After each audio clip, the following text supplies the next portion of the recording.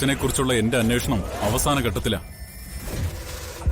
ഏകദേശം ഞാൻ എന്റെ അർച്ചനയുടെ അടുത്ത് എത്തിക്കഴിഞ്ഞു. ഇവൻ അർച്ചനയുടെ അടുത്ത് എത്തിക്കഴിഞ്ഞു എന്ന് പറഞ്ഞ എന്താ അതിനർത്ഥം?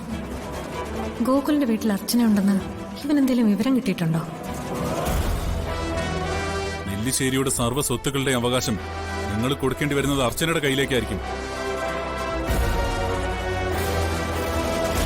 ഇപ്പൊ ഞാൻ പറയുന്നത് നിങ്ങൾ മനസ്സിൽ കുറിച്ചു വെച്ചോ. അധികം താമസിക്കാതെ അർച്ചന എന്റെ ജീവിതത്തിലേക്ക് തിരിച്ചു വരും. അത് നിന്റെ വെറും സ്വപ്നം മാത്രം. അവളിപ്പോ വേറെ വല്ലവന്റെയും ഭാര്യയായിട്ട് എവിടെയെങ്കിലും ജീവിച്ചിരിപ്പുണ്ടാവും, അല്ലെങ്കിൽ ചത്ത് മണ്ണടിഞ്ഞിട്ടുണ്ടാവും. ഇനി അവളുടെ പൊടി പോലും നിനക്ക് കിട്ടാൻ പോകുന്നില്ല. അതാണ് നിങ്ങളുടെ മനസ്സിൽ ആഗ്രഹമെന്ന് എനിക്കറിയാം. പക്ഷെ ഒരു കാര്യം നിങ്ങൾ മനസ്സിലാക്കിക്കോ, എന്റെ ഏട്ടന്റെ ഭാര്യയായിട്ട് കുറെ കാലം ഞങ്ങളുടെ വീട്ടിൽ ഉണ്ടുറങ്ങി താമസിച്ചല്ലേ നിങ്ങൾ ചിന്തിക്കുന്നതും പ്രവർത്തിക്കുന്നതും എന്തൊക്കെയാണെന്ന് മനസ്സിലാക്കാനേ എനിക്ക് ഒരു ജോർസിന്റെ അടുത്ത് പോയി കവടി നിരത്തേണ്ട ആവശ്യമില്ല. സേതുമാധവന്റെ മകനെ ഞാനെങ്കിൽ ഞാൻ ഈ പറഞ്ഞത് നടത്തിയിരിക്കും. നിന്റെ അച്ഛൻ സേതുമാധവൻ എന്റെ അച്ഛനെ ചതിച്ചതാ. അവസരം കിട്ടിയപ്പോ അതെല്ലാം ഞാൻ തിരിച്ചു വാങ്ങി. അല്ലാതെ ഞാനാരും ചതിച്ചിട്ടൊന്നുമില്ല. അതുകൊണ്ട് തന്നെ ഈ കേസ് തോക്കുന്നുള്ള ഒരു പേടി എനിക്കില്ല.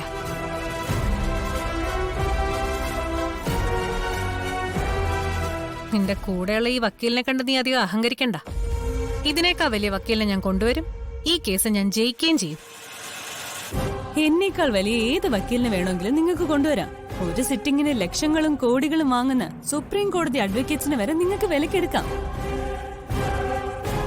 പക്ഷേ കേസിൽ അവരെല്ലാം തോറ്റുപോകും. കാരണം ന്യായം സച്ചിയുടെ ഭാഗത്താ. എന്റെ ചോദ്യങ്ങൾക്ക് മുമ്പിൽ ഉത്തരവില്ലാതെ അകത്ത് നിങ്ങൾ നിന്നില്ലേ? ഇനി വിയർക്കും, ഒടുവിൽ നിങ്ങൾ തോൽക്കും. നിങ്ങൾ കൊണ്ടുവരുന്ന ഏത് കൊടി കിട്ടിയ വക്കീലിനെയും ഞാൻ തോൽപ്പിച്ചിരിക്കും. കാരണം ഇത് ന്യായത്തിന് വേണ്ടിയുള്ള യുദ്ധമാ. ഇവിടെ നീതി തേടുന്നത് നിസ്സഹായരായ കുറച്ച് മനുഷ്യര്. സച്ചിക്കും കുടുംബത്തിനും അർഹതപ്പെട്ടതെല്ലാം നിങ്ങളുടെ കയ്യിൽ നിന്ന് ഞാൻ തിരിച്ചു വാങ്ങിക്കൊടുത്തിരിക്കും. നീ ഇവന് വേണ്ടി ഈ കിടന്ന് തിളയ്ക്കുന്നതും അമിത താല്പര്യം കാണിക്കുന്നതും എന്തുകൊണ്ടാണെന്ന് എനിക്കറിയാം.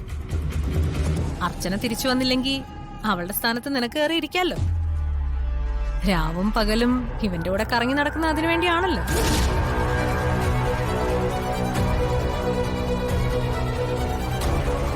ആണെങ്കിൽ തന്നെ നിങ്ങൾക്കെന്താ? പ്രായപൂർത്തിയായ രണ്ട് മനുഷ്യരാ ഞങ്ങള്. പക്ഷേ നിങ്ങളെപ്പോലെ ദുഷിച്ച ചിന്ത ഞങ്ങളുടെ മനസ്സിലില്ല.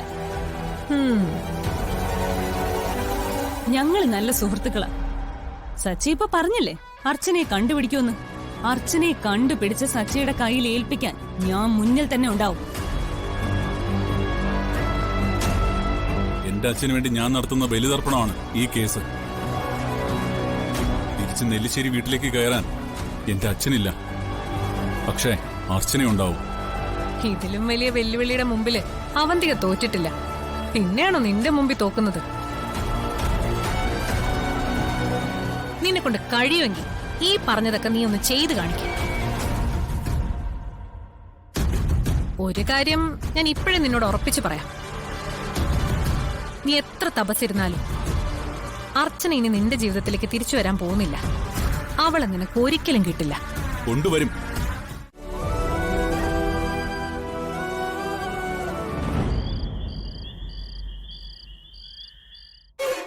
തീരും. ഇതോടെ എല്ലാം തീരും. ആ കോന്തം വക്കീലിനെ മാറ്റി വേറെ നല്ല വല്ല വക്കീലിനെ വെക്കണം. അഡ്വക്കേറ്റ് ആരതിക്ക് മുന്നിൽ ഇയാൾക്കൊരു പുല്ലും ചെയ്യാൻ സാധിക്കില്ലെന്ന് ഇന്നെനിക്ക് ബോധ്യമായി. നമ്മൾ ജയിക്കുന്ന ഞാൻ ഉറപ്പിച്ച കേസായത്. ഒറ്റ ദിവസം കൊണ്ട് അവളത് മാറ്റിമറിച്ചു കളഞ്ഞു. എന്റെ പ്രതീക്ഷ മുഴുവൻ തകർത്തു. അവളെങ്ങാനും നമ്മുടെ വക്കീലായിരുന്നെങ്കിലേ ഈ കേസ് നമ്മളിന്ന് ജയിച്ചേനെ. കോടതിയെ കൊണ്ടൊരു അന്വേഷണ കമ്മീഷനെ വെപ്പിച്ചതും അവളുടെ കൂർമ്മ ബുദ്ധിയാ. ആ കമ്മീഷന്റെ റിപ്പോർട്ട് നമുക്കെതിരായ നെല്ലിശ്ശേരി സേതുമാധവന്റെ കയ്യിൽ നിന്നും പിടിച്ചെടുത്തതെല്ലാം തിരിച്ചു കൊടുക്കേണ്ടി വരും. പിന്നെ ഞാൻ ജീവിച്ചിരുന്നിട്ട് എന്താടോ കാര്യം? അവർക്കിത് വെറും ഒരു കേസ് മാത്രമല്ല, സച്ചിയും ആ വക്കീലും തമ്മിൽ നല്ല അടുപ്പമാണ്. ആ കുടുംബത്തിനു വേണ്ടി അഡ്വക്കേറ്റ് ആരതി ഏതറ്റം വരെയും പോവും. നമുക്കവരെ വിലയ്ക്ക് വാങ്ങാൻ കഴിയില്ല. എന്റെ രണ്ടാമത്തെ പ്രശ്നം അർച്ചനയാ.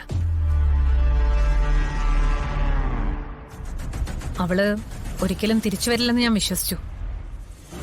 പക്ഷെ ഇപ്പൊ ഒരു മഹാപർവ്വതം പോലെ എന്റെ കൺമുന്നിൽ നിൽക്കുക. ആകപ്പാടെ ഒരാശ്വാസം മാത്രമേ ഉള്ളൂ. പഴയതൊന്നും അവക്ക് ഓർമ്മയില്ല. പക്ഷേ ഏത് സമയത്ത് വേണേലും ഓർമ്മ തിരിച്ചു വരാം. ഓർമ്മ തിരിച്ചു കിട്ടിയാ അവള് ഗോകുലിനെ മറക്കും. സച്ചി അന്വേഷിച്ചു പോവും. സച്ചി അവളും വീണ്ടും ഒന്നിക്കും. അവര് ഒരു സൈന്യമായിട്ട് മാറും. അവരെ തോപ്പിക്കാൻ പിന്നെ പറ്റില്ല. അല്ല, നമ്മളെന്തെങ്കിലും കാര്യമായി ചെയ്തില്ലെങ്കിൽ പിടിച്ചു നിൽക്കാൻ പറ്റില്ല. വളരെ തന്ത്രപരമായിട്ട് ചില കാര്യങ്ങൾ ചെയ്യണം. ഗോകുലിന്റെ വീട്ടിലും സച്ചിയുടെ വീട്ടിലും പ്രശ്നങ്ങൾ ഉണ്ടാവണം. എല്ലാവരെയും തമ്മിലടുപ്പിക്കണം. കേസിൽ നമുക്ക് അനുകൂലമായിട്ട് സാക്ഷി പറയാൻ ആ സന്ദീപിനെ ഉപയോഗിച്ചൂടെ? പിന്നെ ഞാൻ എന്തിനാ അവനെ പിടിച്ചോണ്ട് വരാൻ പറഞ്ഞെന്നാ മൂർത്തി കരുതിയത്? അവനുള്ള സ്നേഹം കൊണ്ടാണെന്നോ? ഒരിക്കലും അല്ല. വലിയ പെരുന്നാളിന് അവനെ ഞാൻ വെട്ടാൻ നിർത്തിയേക്കുവാ. അഡ്വക്കേറ്റ് ശബരീഷ. എന്താ വക്കീലേ? സത്യാണോ ഇത്? ശരി, ഞാൻ നോക്കിക്കോളാം. എന്താ മേഡം, എന്തു പറ്റി? കോടതി പുതിയ അഡ്വക്കേറ്റ് കമ്മീഷനെ നിയമിച്ചു.